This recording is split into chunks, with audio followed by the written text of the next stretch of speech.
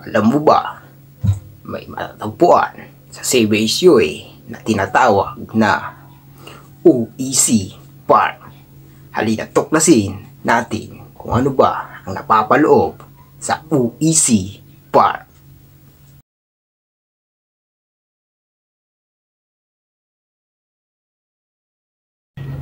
Tatanong ko lang po, ano pong mga major crops ang nakatanim dito sa vegetable area po? Pili ka sa OEC, iba-iba mo na area review, ano?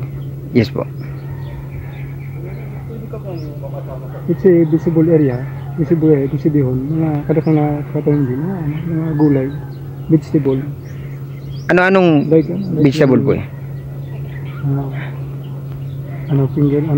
Ladies finger, okra, eggplant, mga lagyan, talong mga pangpakbit baga na gulay.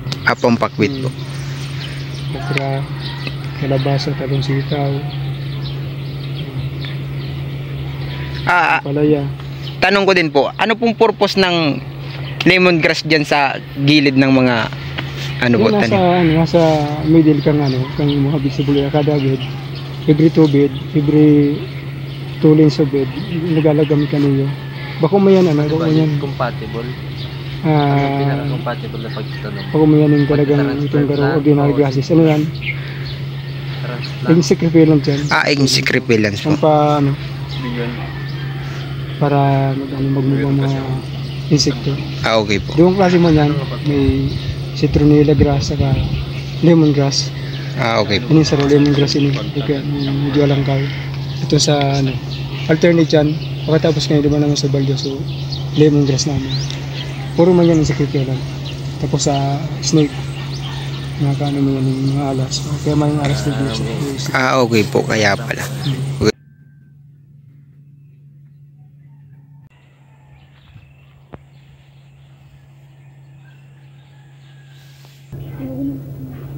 Seedling, kahit po mo na seedling tray, saka yung soil. Pero hindi kami nagamit yung soil. Vermicompost yan. Saka yung seeds.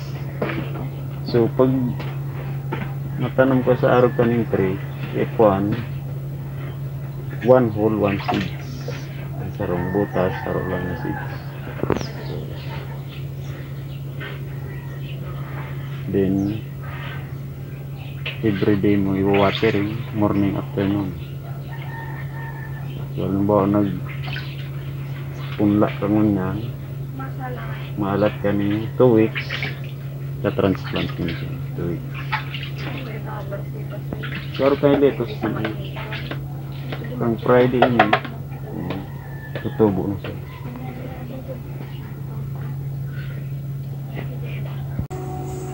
Yeah. Kuya Dong, ang ano ko lang po, ang apot ko lang. Ano pong mga equipment ang kaipuans para pagtanom ng lettuce? So mga common tools mo lang, tapos maging mo ka malang araw kayo ng bed, asada, ang kalaykay. Yun mo lang Sa pag ano po, sa paglipat po ng dito sa araw po kaning garden, kanang aldaw na po siya duman sa tanuman. At least 2 weeks yan. 2 weeks. Hanggang 20 days mo lang. Okay. Madali mo siya madara po lang. Pirang aldaw po siya bago siya tiga-harvest? 21 days after transplanting hanggang 28 days. Pinaka maximum days mo harvest. Okay.